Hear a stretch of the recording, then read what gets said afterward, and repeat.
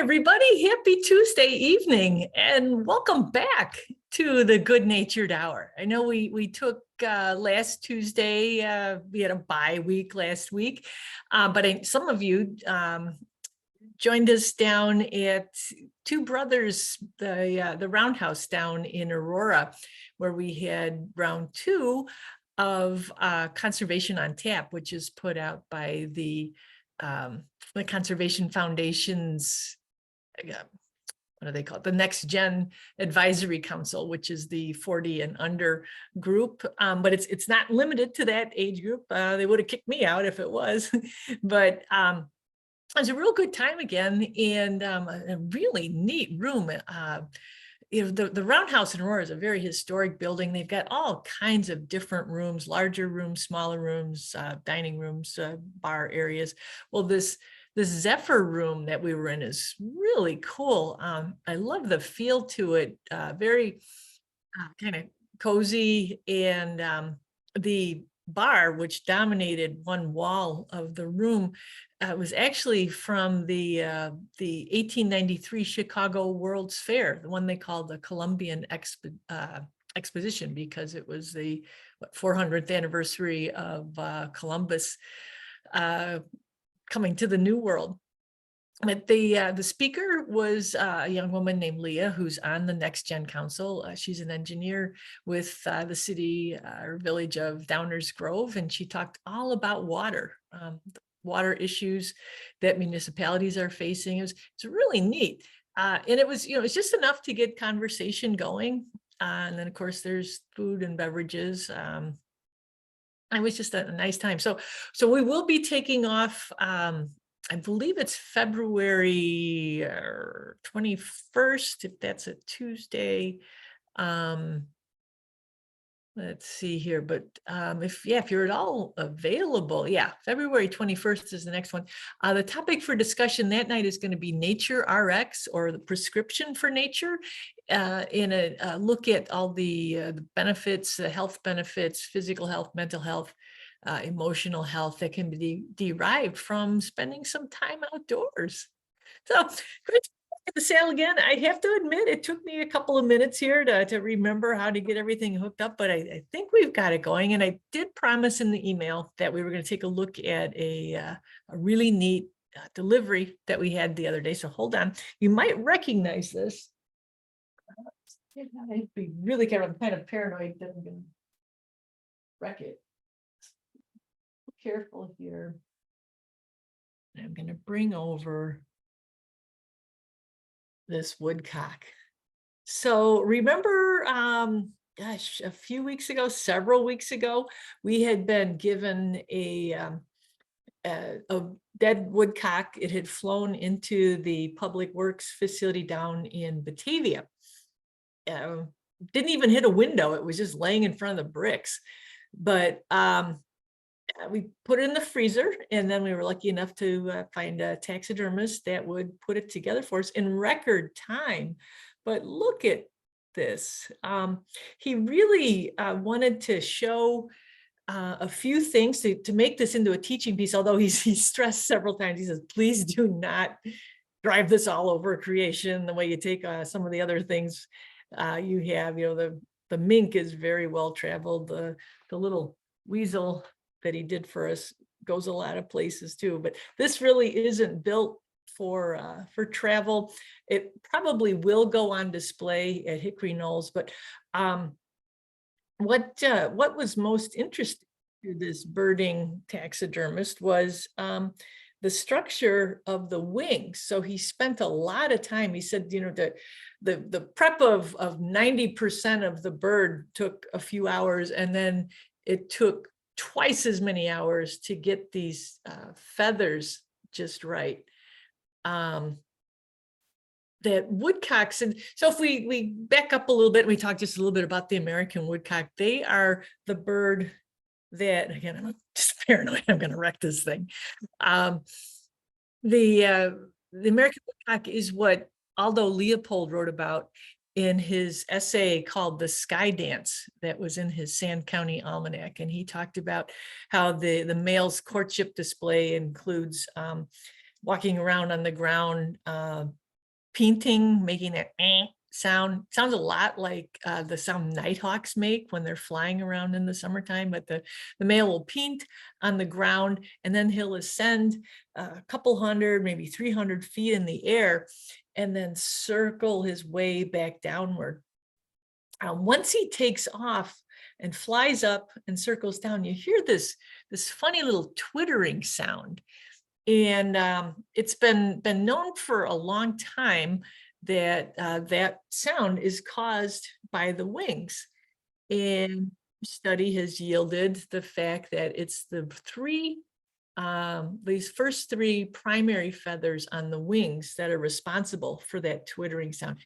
How mourning doves, when they take off, their wings, I remember somebody described it as they need oil, but you hear like some squeaking or squeaking as they fly off. Well, the woodcock's wings are called a twitter. I read an interesting thought on the subject by David Allen Sibley. He's the gentleman who came out with the field guides of several years ago now, where he drew and painted all plumages that are possible. It was kind of the biggest revelation in field guides in quite some time. Dare I say, I kind of prefer the Sibley guide to the Peterson guide. They both have their merits, but anyway, he's a huge, studier of the birds, and he was saying how yes, the twittering is caused by these feathers on the wings, but there's another sound you hear as the bird is flying that is thought to be a vocalization. A lot of people think it's the bird vocalizing, but he feels that is the wings too. So I've got a recording we're going to listen to, so you can decide for yourself. I can also, if you want afterwards, send you the link to Sibley's article about woodcock wing sounds. But let's just admire this just a little bit more before I put it safely out of the way. I'm super glad that tech support puppy isn't here tonight, because this would be ripped to shreds in no time. But the eyes, these huge eyes, which really their placement displaced pretty much everything else in the bird's head. The brain is in a different spot. The ears are down low. He also opened the bill, not because woodcocks are mouth breathers, but just so you could see the detail of how the bill is constructed, that little knob on the end. This whole area is very sensitive. They feed by probing the ground with their bill, and the nerves in the bill can sense things like warm mucus and help them find their food. Really, really a amazing set of adaptations they have here. So let's just take it, spin it around one more time. Now, usually the male and the female woodcock, it's hard to tell them apart visually. You have to do some probing inside. Which is kind of what you do when you're taxiderming. Well, the taxidermist discovered that this was a female, and he also noted that it was severely underweight. So we don't know if she had some other issues going on. It was during migration that she came down and died. So I don't know if if there were other health issues that were affecting her as well. But female woodcock, soon to be on display at Hickory Knolls, provided I can get it there without wrecking it. So yeah, I'm going to put it away over here. That phrase, this is why we can't have nice things, keeps running through my head. I won't be relieved until she's safely hung up out at the nature center. But I did take some photos of the mount, so I'll put those on the screen, and then hopefully I can get this recording to play as well, so you can hear what those wings will sound like. So let's go ahead and start tonight's screen share, and we'll start with let's see here. Oh, Need to edit anymore.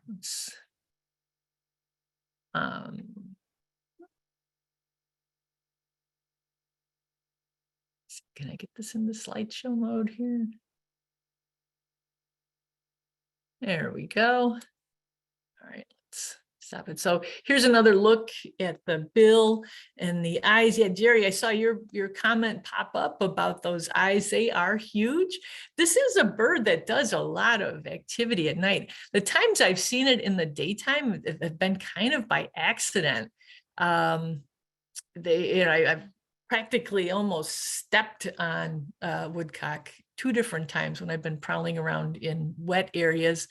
I did have different readers send me photos of woodcocks, young woodcocks, either out with mama or starting to venture out on their own in the daytime. But those big eyes that you can see how well geared they are towards seeing maybe not so much vision that overlaps in the front, but they're very well adapted to seeing activity that's all around them. And then flying around at night as they do is that courtship display described. It usually happens at dusk and afterwards. As many times as I've heard these birds, I can't say that I've ever actually seen the sky dance. I only know how it goes by watching videos of other people who've been able to see it, and also of the little diagram that Aldo Leopold drew, where he showed the circling or the spiraling downward of the bird. Okay, so here's another look at that bill. And then here's another look at these feathers. It's these first 3 here that are narrower than the rest that are thought to be used for the powered flight. So these first 3, we think, are what is causing the sound. Oh, you know what? I'm going to have to take this out of slideshow so I can get to the recording. You know what? I'm just going to start this over because I need to be able to share the sound as well. There we go. And all right, let's see if we can get this to play.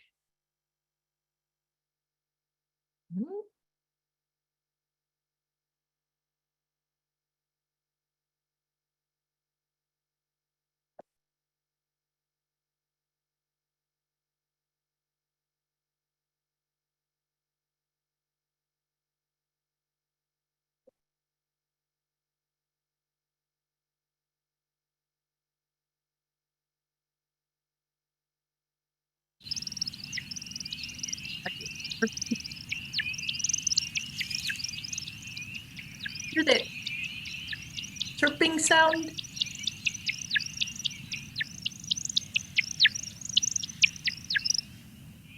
All right. I was doing some adjusting there with my microphone. I'm going to play this again, the sound here. And the twittering sound is the wings. There's no doubt about that. But then this chirping that actually to me kind of sounds like what my bat detector sounds like when there's a bat that's echolocating. But let's listen to it again. The first half of the recording is just the wings twittering, and then we go into the chirping sounds.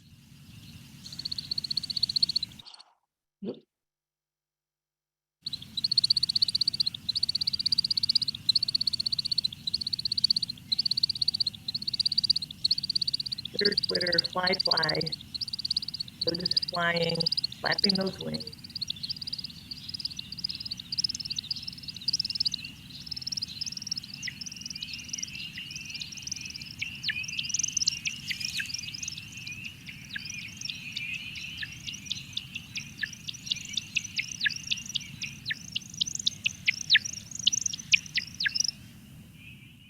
I don't know.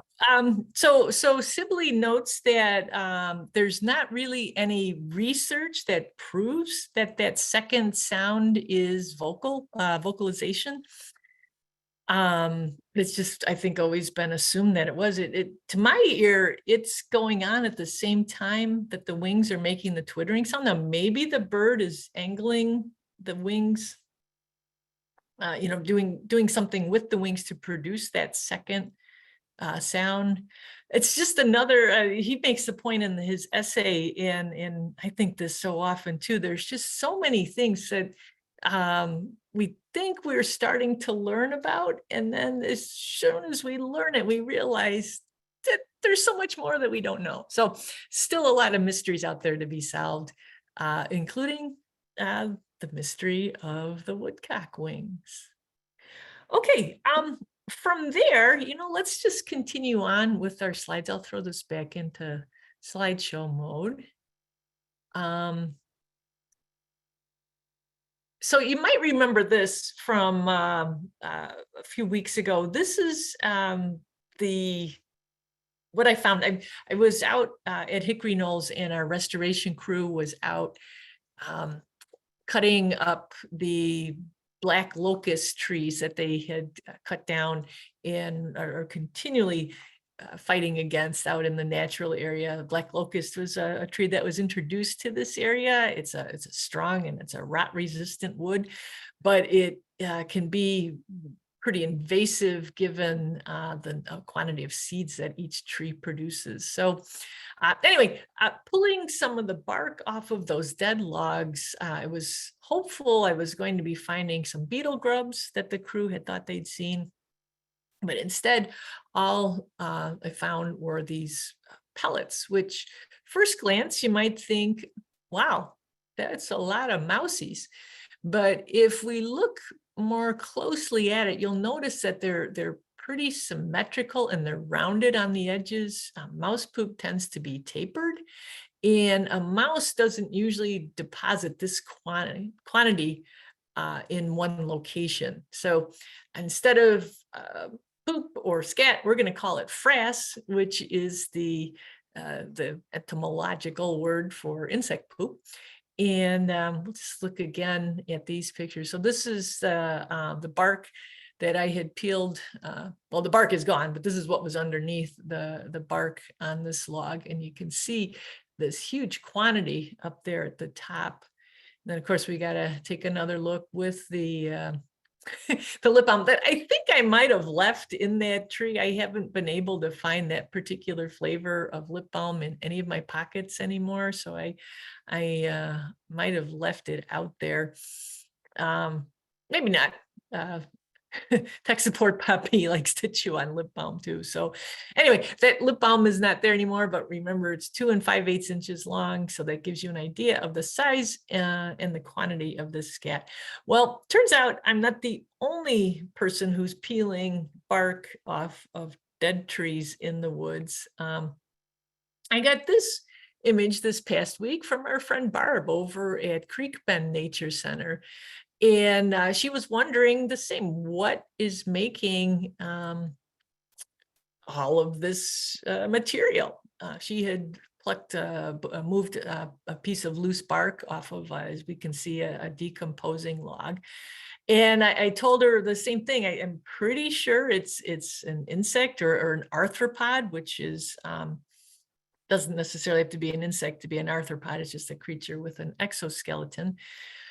But I suspect beetles, just because we have so many different kinds of beetles. There's even, some of our larger beetle grubs, they, and forgive me if we've talked about this before. I was talking with the restoration crew about it, but I don't think we've talked about it, how the shape of the scat can sometimes help you identify the beetle larvae that it came from, because some anal openings on beetle larvae are vertical slits and some are horizontal slits, and that can affect the size and shape of what comes out of there. I believe it's, well, stag beetle is what I'm thinking. I can't say for sure if that's the beetle. It's one of our larger beetles in this area, though. The frass from their larvae is described as looking like little miniature chiclets. They're little squares with, rounded corners. So I don't know what this is. I don't know what that is, other than it's not rodent. And I'm thinking some kind of beetles. In both cases, we didn't find the larvae that produced this great quantity of scat. But if nothing else, we can get a great appreciation for what these animals are doing. This isn't just poop, it is recycling, and this is taking whether it's the lignin or the cellulose or both parts of what made those trees so strong and tall, and it's turning them back into the soil that is needed for new trees to grow.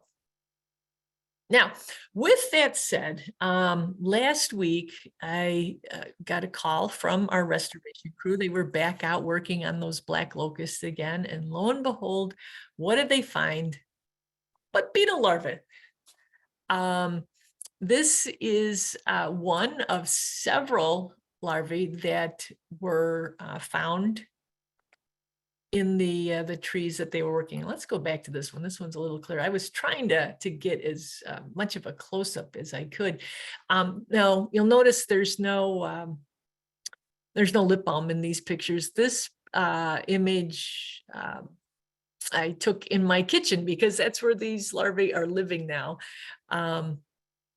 They measure about 16 millimeters, which is about 1.5 centimeters, which if I get my ruler out here, 1.5 centimeters. In case you're not metrically inclined, it is a little bit less than 3/4 of an inch. So not real big. These are not going to turn into stag beetles, grapevine beetles, leather beetles, any of the bigger beetles that we have around here. But I've put a request into Bug Guide, the experts there, and I've also put it up on iNaturalist. iNaturalist was just this afternoon, so I've requested some identification, and as soon as I get hear back from them, I'll let you guys know. I was looking though at the tremendous, and remember we've got something like, it's over 10,000 different kinds of coleopterans or beetles in the United States or North America. And that's the ones that are known. There's a lot that are still to be discovered. There's probably some that have come and gone and we never knew about them, but there is a family of beetles called the Hysteridae, which are the clown beetles. And I was wondering, okay, what circumstance led them to be called the clown beetles? And there's some theories out there, some thoughts on how that name came to be. The adult beetle, which isn't very big, this larva is under 1 inch long. The adult beetle is also less than 1 inch in length. Pretty big variety in it's a pretty large family actually, and there's quite a bit of variety in what the adults look like. A lot of the pictures I saw though, it was a black beetle, a rounded shell with some striations in the wing covers on the back, some indents or lines down the back of the shell. They also have different roles depending on what genus they belong to.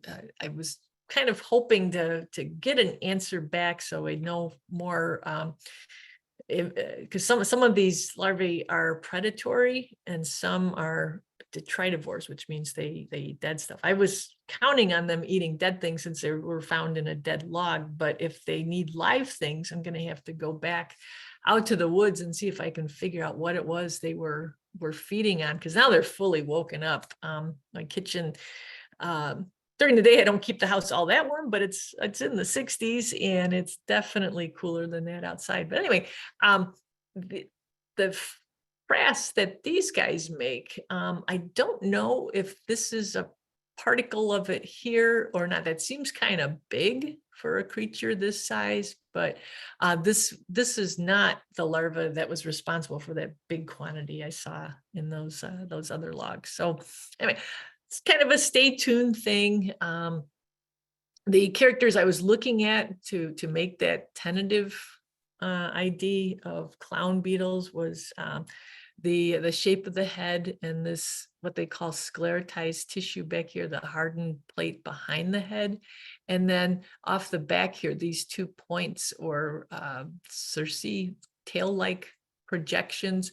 Those seem to be present on some of the clown beetle larvae. So that's what I was working off of. But again, 10,000 different choices.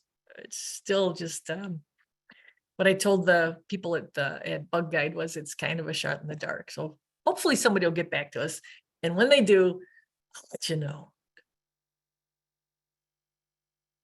So this was just kind of a fun little find. I was doing a program the other day at a senior community, and I went to unplug the HDMI cord when the program was over. And it's funny, different places that I go to, there's oftentimes a resident it's their job to be the AV person, kind of like we used to have in high school, the person that would go down and get the projector out from the library and wheel it back to the classroom. Well, this tradition continues, and they'll have AV residents who are in charge of getting the blinds pulled and the projector set up, the microphone turned on, things like that. And this poor man, he was waiting for me to finish packing up so he could walk me to the door, and I just stopped cold because I had not seen a wolf spider in several months. Looks like this is a pretty well traveled area for spiders. I don't know that all those little dots. So that what we're looking at there. And boy, we've gotten sort of a theme here now, don't we? I don't know if you call spider poop frass. I've always heard frass is a term used in terms of when an insect would deposit, but all those little dots there, that is the acidic excretions from a spider. And we know this is a wolf spider because one, it's got those bulky legs, not spindly by any means. There's a slight coating of hair across the back and on the legs of the spider. It's also, it doesn't have any projections. There's no spinnerets from the back. So that eliminates the grass spiders that we have in this area that will sometimes have a similar marking of a stripe down the back. But I spent quite a bit of time there. No, in fact, I was tempted to tell the gentleman to go on, but then I know he really wanted to keep talking to me, so I quit after a few photos. Hopefully the spider has a nice place to chill out underneath. That's the molding on the floor of their classroom there. But it was pretty neat to see, and who knows, maybe it ate the other spiders that made those droppings there. I don't know, but it's a looks like it's a pretty active spider hangout, judging by, well, the spider and then also the droppings around it. All right, moving right along. This was going back now, it'll be 2 weeks ago tomorrow that I was privileged to walk with a group that, in fact, Sarah, you were on this walk as well. This is a group that started many years ago as the Happy Hikers out at Hickory Knolls. And over time, they have expanded their range of hiking destinations to include a lot of places up and down the Fox River. I snapped this photo just because it's always a fun thing to do. You don't have to be an dendrologist or any sort of tree expert to identify certain types of willows at this time of the year. Willow, this shrub slash small tree right in the center of this photo. See how yellow the branches are? And then we've got more willow over here to the right. Now, don't know what kind of willow. I'm going to guess maybe black willow. This is a pretty wet area here. But when you see trees with really bright yellow twigs, you know you're looking at a willow. So you can amaze your friends by pointing that out and stating it with authority. Oh, look, it's a willow. And yeah, I'm not sure what kind, but leave it at willow. They'll be impressed. And this walk also included a stroll down to Red Oaks Cave, which it's a bona fide cave. We don't really live in a part of the country that is, we got the sort of geology that favors cave formation, but It's a bona fide cave. It's even got its own legend. It's called Devil's Cave. I know over the years there's been talk of kind of dialing back on the playing up of the devil part of it, the spirit part of it. Back when I worked at Red Oak, the legend, gosh, we used to tell it all the time, and it really would play well when we'd have scouts out for night hikes in the fall, because it gets dark pretty early. You're standing in front of the cave on a full moon night, and you tell the legend of Devil's Cave and how a member of the Potawatomi tribe who had been ostracized for stealing horses from the new settlers that were in the area. He was hiding in this cave, and he was trying to scare his former tribespeople who were camped across the river, kind of on the area that's now Mooseheart, as the legend goes. He would rub a glowing, there's a fungal phenomenon called foxfire, where different types of fungus glow at night. They've got a luminescence about them, and he rubbed his body with foxfire, and then he would dance in front of the cave, and he'd freak out his former tribespeople that were across the way. So they went over to investigate, and they found footprints in the sand. So they knew it wasn't a bona fide spirit or bona fide devil, but nobody was brave enough to go look in the cave. So they lit a fire, and the fire got hotter and hotter and smokier and smokier. And finally the gentleman ran out of the cave and jumped in the river and floated away. There's all kinds of variations too on the condition of his body when he emerged from the flaming cave. But anyway, today it's still visited by tons of people. There's some people that spend the night in the cave. There's a part of the job of when you work at Red Oak is to check out the cave every day, just to make sure that nothing that it's suitable for all ages, shall we say. So this is how the cave looks present day. This is how the cave looked. I want to say this postcard dates to the early 1900s. You can see there's some differences. The erosion that produced that second little opening there to the left is not quite as far along as it was back when this photo was taken.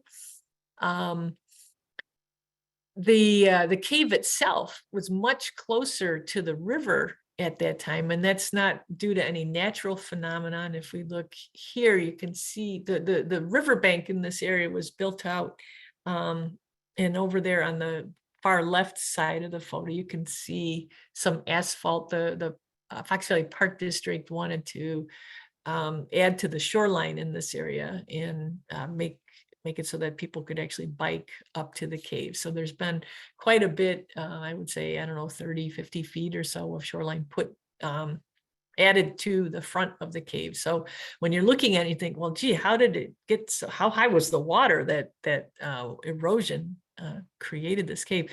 It's because it used to be situated much closer to the river than it is in the present day. So it is the only cave in the area. So if you're down in Batavia / North Aurora, go ahead and check it out. It's on Route 25, about 2.5 miles south of Wilson Street. If you do go down to the cave and you want to go in, it's not huge, and you may bump your head. I always joke that there's probably some of my DNA on that opening right about here, because more often than not, as I'd be walking out, I'd stand up a little too fast. I would say this opening is around 5 feet, maybe a little over 5 feet.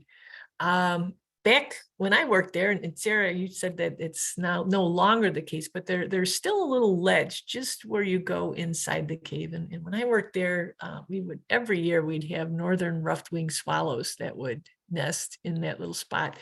Apparently now the mousies have found it, and will sometimes be found up there, but it's a cool little cave.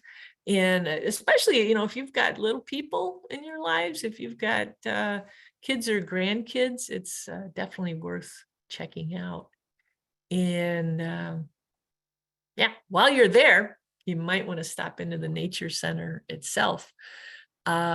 This is this is a red-eared slider. This is one of the turtles that's in the large turtle pond in the animal room, the wildlife room at Red Oak. This is actually a turtle that I have known for 20 years, maybe. My friend Corinne, who is Chinese, rescued this turtle from one of the live animal markets in Chinatown in Chicago. And this turtle lived in well, actually increasingly larger containers in Corinne's kitchen. And this turtle, which goes by the name of Bubbles, finally outgrew everything that they had. And Corinne just, with two young kids, she just didn't have time to fully attend to the turtle. So Bubbles got to move to Red Oak, and she hangs out in this. It's a really neat pond. Maybe you can get a sense of it from this photo. I took this. I was sitting on the floor watching the turtles. It has glass that goes all the way down to the floor, so you can see the turtles as they're swimming through the water. The reason I took these photos, though, it's not just because it's Bubbles, but because I wanted to show you turtle tails. So if you look over here, you can see that Bubbles' tail isn't too big. You know, it seems somewhat appropriate for her size, but it doesn't, you know, it doesn't hang down low. The cloaca, which is the vent, the opening where she will expel her waste material, and also if she were to lay eggs, they would come out. The cloaca is underneath the top shell, so it's right back here. Now, let's compare that to this fella. So this is one of the other turtles that is in the pond. And boy, it didn't look quite this blurry when I was looking at it earlier, but maybe I didn't have my glasses on right. But look at how much longer this tail is. And the cloaca is way down here. This is a male. So with most turtles, you can tell the sex, even if you don't get a good view of other aspects, like the male turtles will also have a concave plastron or lower shell. You can look at the tail, and if it's a big honking tail, it's probably a big old male. This isn't a great shot at all. I must have picked the wrong one from the roll, because I thought I had one that showed both the big tail and also the long nails. The nails on the front feet of male turtles, of most aquatic species. This doesn't work with box turtles or land turtles, but those long claws are there so that they can rub it. I first read about that being a courtship ritual where they kind of rub their claws on the neck and throat of the females, but I've seen males doing that to other males. It's definitely a communication behavior that they have. I just don't know exactly what all the bases of it are. But anyway, big tail, male, little tail, female. There's another view of it. Big old honking tail. And since we're talking about reptiles, you remember we've shown this photo a while back. This is, we're done at Red Oak now. I'll leave it at that. Go visit sometime. You'll love it. neat place there on the Fox River. This is Randy the Ratsnake, who lives at Hickory Knolls. And this was a photo I took of him feeding on a chick a few months ago. I think that's when we talked about how snake jaws work, but that's not the subject today. What I'd like to show you today is a question that someone had asked me. I was talking about the keels on a scale, on the scales of a snake's back. And Randy obliged us with several photos when I was there the other day. So a keel is a ridge, just like, there's keels on boats, which are the ridge on the underside of a boat or a canoe, helps keep it going straight in the water. And these keels on the top of these snakes' scales are handy for identification. There's rat snakes are sometimes called weakly keeled because the keels are there, but you kind of have to get up close and have the right kind of lighting to be able to see them. If you look at the back of, say, a garter snake or a water snake, they are strongly keeled. And then we have those snakes that don't have any keels, like the milk snakes and the smooth green snakes. Smooth green snakes are named for the fact that they don't have any keels. Illinois also has rough green snakes that live down in the southern part of the state. They do have keels, but keels are just, they're one of a few factors that you can use as you're identifying snakes. And even though it's January, it won't be too much longer before things will thaw out. Or if you're I was going through some old emails the other day, and I ran across one where a woman found a snake in her basement in January. I told her she was living the dream. But yeah, it's just something I came across. I thought I'd share with you since we were talking reptiles. And that's all I got to say about that. I took a quick picture. This is over at Les Aarons. Les Aarons is the forest preserve that's directly west or across the river from Red Oak. And I thought this was so cool. One other time, years ago, if I still have it, yeah, I'll show it to you when we stop the screen share.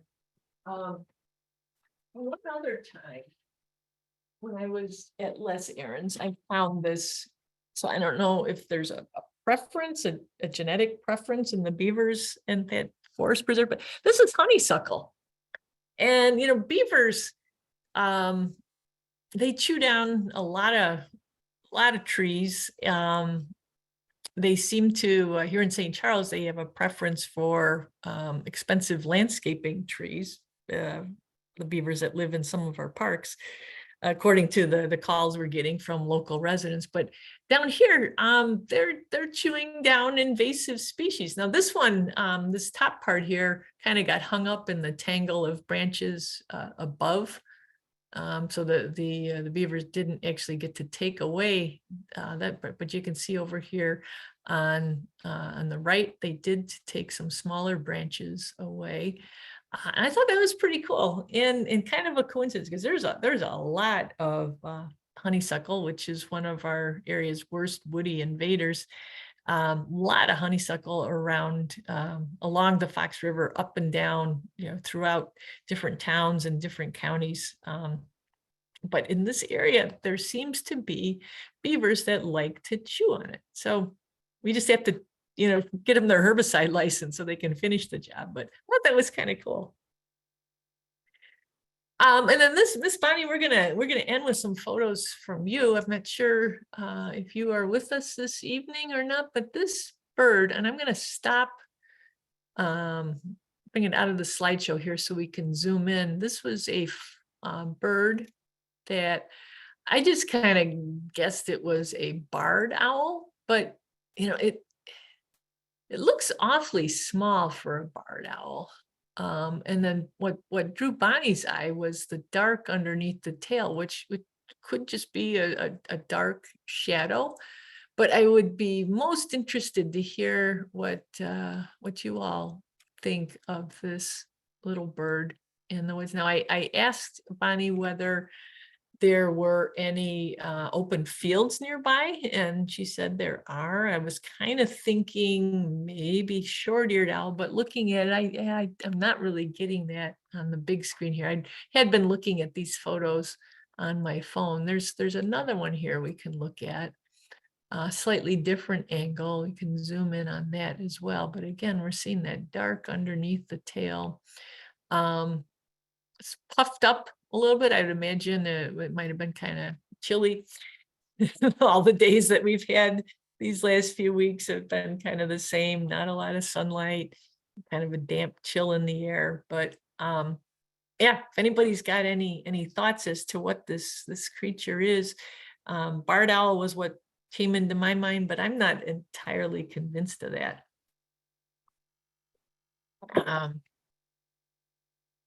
I'll zoom back out and we'll go to this. I am convinced of this, though. This was a neat find. So you'll notice the placement of this nest, and we can also look at the materials. All right, let's zoom in on it a little bit more. This is a bird that likes to nest in sheltered areas. It's makes good use of a lot of human structures. We see this a lot too on picnic shelters that might have sheltered ledges. When I worked at Red Oak, we always had one of these birds nesting underneath the eaves of the garage that used to be by the nature center. This is the work of Phoebe. So Phoebe's, they build a nest. It's if you're familiar with a robin's nest, robin's nests are made of dried grasses and mud. This nest is about the same size, maybe a little bit taller, certainly a lot fluffier looking than a robin's nest. But the giveaway here is the moss. Phoebes love to build nests out of mud and moss. So, and they tend to go for sheltered areas, oftentimes on human-made structures. So that was a pretty cool find too, Miss Bonnie. Thanks for that. And then we have this. You'll notice that's the first finger, not any other fingers on that hand. But Bonnie found this as well. And she found several of them. Let's see if we can zoom in a little bit on this cocoon. So this is a young tulip tree. And there's a few caterpillars that feed on tulip tree. One is the tulip tree silk moth. That doesn't really have much presence up here in northern Illinois. Tulip trees they're not real common in this area, but they are considered a native Illinois tree. They are more common downstate, and so there's more tulip tree moths downstate. This, Bonnie, by looking at the shape of the cocoon, I think you nailed it when you said Promethea moth. So Promethea, around here we've got the Cecropia moth, the Polyphemus moth, the Luna moth. Those are probably the top three of the giant silk moths that we see in our area. But Prometheas, there we go. So these are Promethea moths, two Promethea moths that are making more Promethea moths. This photo came from a reader a couple of years ago. This person lived in the area of Nelson Lake Marsh in Batavia. So Prometheus, they don't just eat the leaves of tulip tree. They will feed on several different deciduous hardwood leaves, but they do tend to, once they start feeding on a certain type of tree, like if you try to move them and raise them, you'll want to keep feeding them whatever you found them in. That seems to be true of other giant silk moths as well. I know we were given some caterpillars, Polyphemus caterpillars, that were being raised on, oh gosh, was it hazelnut or witch hazel? I can't remember, but we tried to feed them something in the same family, and they they weren't going to go for it there. Or I'm sorry, we tried to feed them something in a different family and they wouldn't go for it. So we had to go and source more of the food that they were used to, which kind of makes sense. I know even caterpillars can be picky eaters. So with that, let's stop the screen share here because it looks like we got a couple of chats to get to before we run out of time tonight. Let's see. What was the name of the event or presentation you went to at the Roundhouse, and when is the next one? Okay. So that is, it's called Conservation on Tap, and it's at the Roundhouse for sure through February, and the next one is Tuesday, February 21st. The time is 6 to 8 p.m., but both times that I've gone, the one in December and again this one in January, went even later. And I know Ryan and Leah and other members of the Next Gen Advisory Council, they were kind of trying to get people to shoe along because there is a bartender that's assigned to the event. And once people start yakking more and drinking less, you know, the bartender kind of wants us to be done. And plus it's a school night, you know, to 6 to 8 o'clock. Should be playtime, but you know, it's so the next one is Tuesday, February 21st, 6 to 8-ish p.m. And when you get to the Roundhouse, if you come in the front doors and you just start going to the left, and the Conservation Foundation people will have a table set up in front of whatever room. I'm hoping it's in that Cool Zephyr room again, but won't be hard to find. So yeah, that'd be great if you could come. Sorry, you explained that in the next one. So yeah, hope to see you there. Yes, lots of huge spiders do hang out in the cave. That is the home of several what we call fishing spiders. The Dolomites, they're pretty good size, and the females especially get big, and they hang out in the crevices on the outside, the dolomite rock that's outside of that cave. And then as the afternoon sun comes around and warms up the face of the cave, then they come out to soak up the sunshine. In fact, I've got came across this the other day. This was not an adult Dolomites, but I come across, this is the shed skin of a kind of a small to medium-sized fishing spider. So yeah, Laura said huge spiders.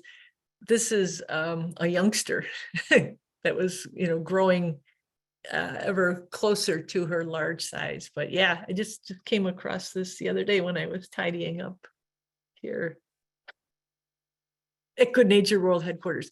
And Meredith is asking, will we be doing the maple syrup breakfast this year? You know, I'm not sure. There is a program called Maple Magic that's in the it's in the spring guide. Meredith, let me check on that. Our spring program guide just went to the printer today, and I'm not sure if I'll be able to pull it up here quick enough or not. That last year we had done for the first time a Hickory Knolls maple sugaring program, and we worked with Colonial, which is now Syrup, the restaurant there on Randall Road, and they brought over lots of pancakes and their own maple flavored syrup.